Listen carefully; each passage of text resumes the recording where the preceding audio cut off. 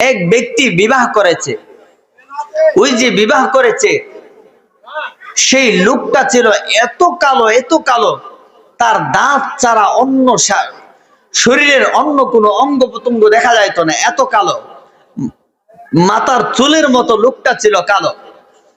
কিন্তু সে যে বিবাহ করেছে তার বউ এমন সুন্দর, মনে হয় বিশ্ব সুন্দরী হবে। ওই লোকটা একদিন তার স্ত্রীর কাছে বসে বসে বলতেছে, হে স্ত্রী, আমি তো জান্নাতে চলে যাব। কথাটা লক্ষ্য করবেন, ওই কালো কুশ্রী লোকটা তার স্ত্রীকে বলতেছে, হে স্ত্রী, আমি তো জান্নাতে চলে যাব। কেন জান্নাতে যাব?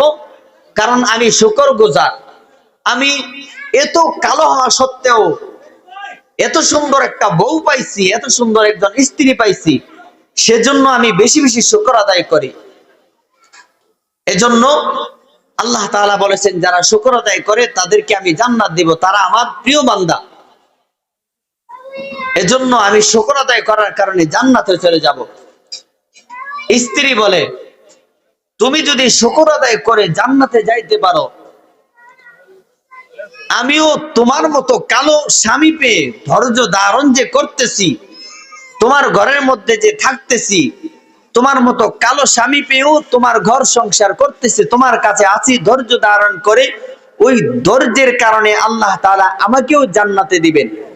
কারণ ধৈর্য এটা কষ্টদায়ক হলেও এর ফল অত্যন্ত মিষ্টি, এবং ধৈর্যশীলদের জন্য জান্নাতের সুসংবাদ রয়েছে।